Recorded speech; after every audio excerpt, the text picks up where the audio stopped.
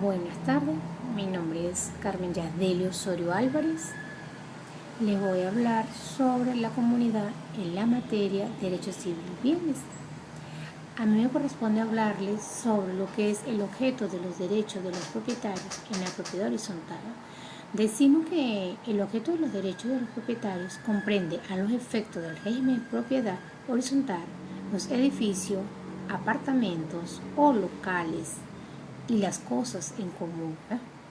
En consecuencia, explica que además de los apartamentos locales puede existir en el edificio otras áreas susceptibles a enajenación separadas como lo reconocen las disposiciones expresadas en la ley de propiedad horizontal. Tales áreas son pues susceptibles de ser objeto de un derecho de propiedad exclusivo por parte de adquiriente y que implica de ser objeto de un derecho de propiedad exclusivo por parte de sus adquirientes, una cuota de participación a las cosas comunes y un porcentaje de los derechos y obligaciones de la conservación de la administración del inmueble. También decimos que existen las llamadas cosas privativas a pesar de que la ley no las menciona específicamente y son aquellas cosas que no forman parte de ningún apartamento y son privativas de uno de ellos en el sentido de que pertenecen al dueño de este y de que no pueden enajenarse o gravarse separadamente de aquel, como por ejemplo los puestos de estacionamiento y los maleteros. También decimos que tenemos la extinción de la propiedad horizontal. En la extinción no es más que todo, nos explican que la ley creada por la ley de la propiedad horizontal nos dice que puede ser por la destrucción total del edificio, por la destrucción de una porción del edificio que representa por lo menos las 3/4 partes del mismo, por ruinas del edificio, también podría ser, y por decisión unánime de los propietarios. Por otro lado, al ocurrir la extinción, quedan 3 problemas pendientes, que es la división de las cosas comunes. Puede ser la adquisición por parte de los propietarios, si fuese el caso, la reconstrucción. En cuanto a la división de las cosas comunes, cualquiera de los propietarios podría exigir en cuanto a su participación, si se verifican algunos de los supuestos antes mencionados, y por lo general podrían decir que pueden que ellos coloquen esos a la venta o el reparto sea a precio en proporción a un porcentaje correspondiente de los propietarios. También podríamos decir que en cuanto a la adquisición por los propietarios, si un número de propietarios cuyos porcentajes excedan de 3/4 partes, como ya hemos dicho, del inmueble, estuviera interesado en pertenecer en el condominio, podría adquirir a justa regulación de los propietarios, que también. Y por último, bueno, si fuese el caso, cuando la destrucción o la ruina del edificio no alcance los propietarios, no alcance las proporciones señaladas en el artículo 16, como bien establece, los propietarios decidirán sobre la reconstrucción de las cosas en común.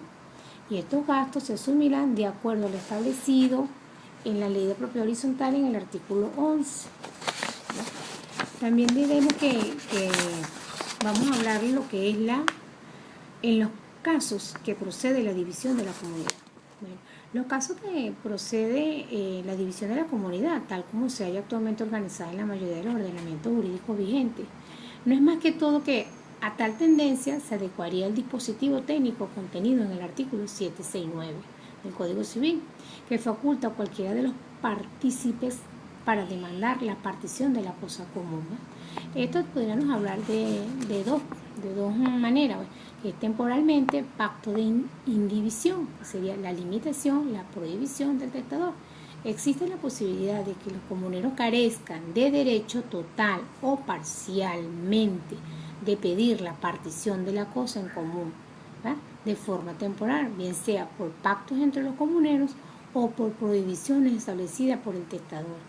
En caso de la comunidad se obtuviese por mortis causa, como lo establece el artículo 768 del Código Civil. Tenemos definitivamente la comunidad forzada, son casos. Ahí hablamos de la comunidad forzada, es aquella en la cual los comuneros carecen de derecho de pedir la partición de la forma perpetua. Aparte de ello, la ley regula otras normas para este tipo de comunidad, tal como son, podríamos decirle, los derechos a la división, ¿verdad? Los derechos individuales de los comuneros sobre las cosas comunes son más extensos de lo que corresponde al régimen de la comunidad ordinaria.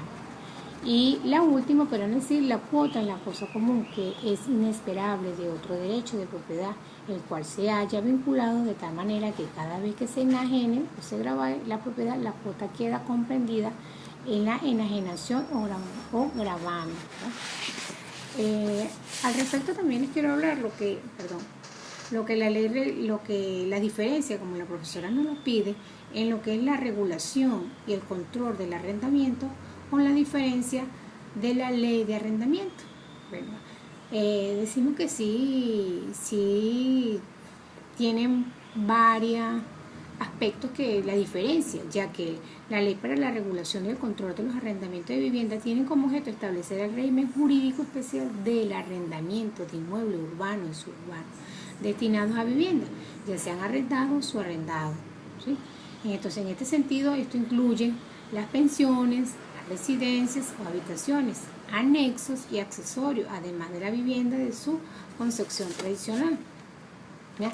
También podríamos decir que en la ley para la regularización y el control de los arrendamientos, entre algunos fines príncipes de la materia del arrendamiento, que busca a través de la promulgación de esta ley garantizar que las familias y las personas no pasen más de 10 años en condición de arrendaticio, promoviendo así la disminución progresiva de este plazo. También nos dice la prohibición y la discriminación de brindar protección a quienes se encuentran en especial situación de vulnerabilidad. También podríamos decir que la ley de arrendamiento afecta a todos los inmuebles. ¿Por qué? Porque no hay la ley para la regularización y control de arrendamiento de vivienda está dirigida únicamente a los arrendamientos de inmuebles destinados a vivienda, pensión, habitación y residencia. Por lo tanto, decimos que esta ley conocida como la ley de arrendamiento o la ley de alquileres, es un nuevo instrumento jurídico que regula los contratos entre propietarios e inquilinos, las rentas a cobrar, los procesos de desalojo de los inquilinos y las ventas de la vivienda que tienen más de 20 años. Por otra parte, decimos que la ley de arrendamiento inmobiliario, a diferencia de la ley actual, ¿verdad? Cuando hablamos de arrendamiento tenemos que referirnos principalmente a nuestro Código Civil, ¿verdad? En el artículo 1579, en su primer parágrafo, nos dice que este artículo nos habla más que todo que el arrendamiento es un contrato por el cual una de las dos partes contratantes se obligan a gozar y la otra de una cosa inmueble por cierto tiempo y mediante un precio determinado que éste se obliga a pagar aquello. La ley de arrendamiento inmobiliario también regula los parámetros en los cuales se fijan los montos máximos a pagar del inmueble.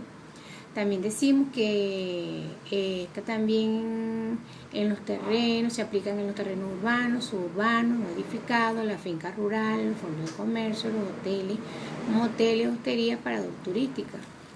Bueno, esta es toda mi exposición. Gracias.